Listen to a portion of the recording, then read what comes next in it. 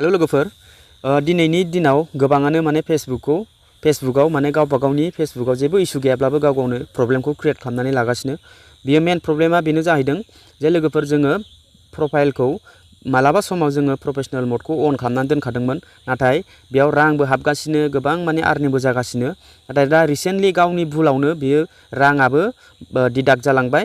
सिगांनि बायदि माने फ्रेश निउ गोदान प्रफेशनेल मडखौ जेरै अन खालामनानै जेरै सेटिंफोरखौ खालामनांगौमोन बेफोरबायदि खालामनानै लानांगासिनो। मानि थाखाय बेबायदि जादों मिथिगौना लोगोफोर? जेब्ला जोङो फेसबुक प्रफाइलखौ बेयाव अन खालामबाय, बिनिफ्राय 3 डटआव क्लिक खालामनानै नोंथाङा नायनो हागोन गाहायाव टार्न अफ प्रफेशनेल मड। जाय बिथांमोननि प्रफाइलाव बेफोरबायदि टार्न अफ प्रफेशनेल मड ओंखारदों बिथांमोना बेयाव जेबो थिर-सार खालामनाङा, जेबो थुनो गोनां दरखार गैया। अके, टार्न अफ प्रफेशनेल मड बेयाव आंनिखौ नोंथाङा नुनो हागोन। बेयाव आंना दङ टार्न अफ प्रफेशनेल मड।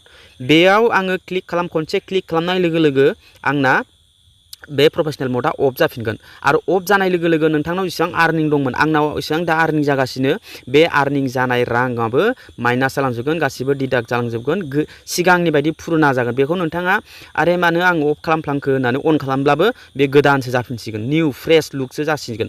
ओंखायनो नोंथाङा टार्न अफ प्रफेशनेल मड बेयाव दङ, अब्ला नोंथाङा बेखौ नोंथाङा अफ खालामनायसो जागोन बेयाव थुनानै होयोबा। जुदि बेयाव टार्न अन प्रफेशनेल मड, डेट मिन्स नोंथांखौ अनसो खालामनो थिनदों। अन थाब्लासो नोंथाङा बेखौ बेयाव थुनानै अन खालामनांगौ। दा अफ जानानै दङ, डेट मिन्स नोंथाङा अफसो खालामनाय जागोन आरो नोंथाङा जेसेबां आर्निं जानो गोनां दंब्लाबो एबा जाखांबायब्लाबो बे आर्निंनि रांखौ नोंथाङा मोननाय नङा। गोदान फ्रेश निउ फ्रेशसो जासिगोन, गासिखौबो नोंथाङा सेटआप खालामफिननांसिगोन, गोदानसो प्रफेशनेल मडआव अन जासिगोन बियो। ओंखायनो गोबाङानो माने सिगाङो अन खालामखादों प्रफेशनेल मडखौ अलरेडि, आरोबाव बेयाव अफसो जानानै दं माथो होननानै अन खालामनायनि चक्करावनो बेयो माने गासिबो गावनि आर्निंआ माने माइनास जालांजोबदों। दा गोबाङानो आंनाव कुइसन सोंहरदों, आंनि सिगांनि बायदि आंना आर्निंआ मा जाखो, आं इसेबांखिनि आर्निं दंमोन बेबो दानलांजोब्बाय, दा नुजालानो, बेफोरबायदि माने गासिखौबो सेटआप खालामफिननो गोनां जाहैयो आरो सोरनावबा सेटआप खालामलायनाङा, नाथाय आर्निंआ बियो माने माइनास जालांजोबो, नोंथाङा बिराद लस, हेभि लस जायो माने। बेनिखायनो नोंथाङा मालाबाबो टार्न अफ प्रफेशनेल मड बेफोरबायदि दङब्लाथाय नोंथाङा बे अलरेडि अन जानानै दंखायो, नोंथाङा अफ खालामफिननाङा बेखौ।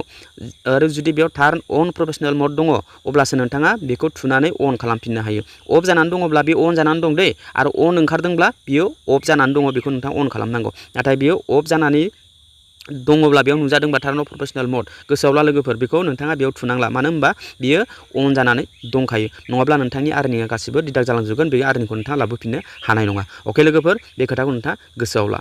Thank you.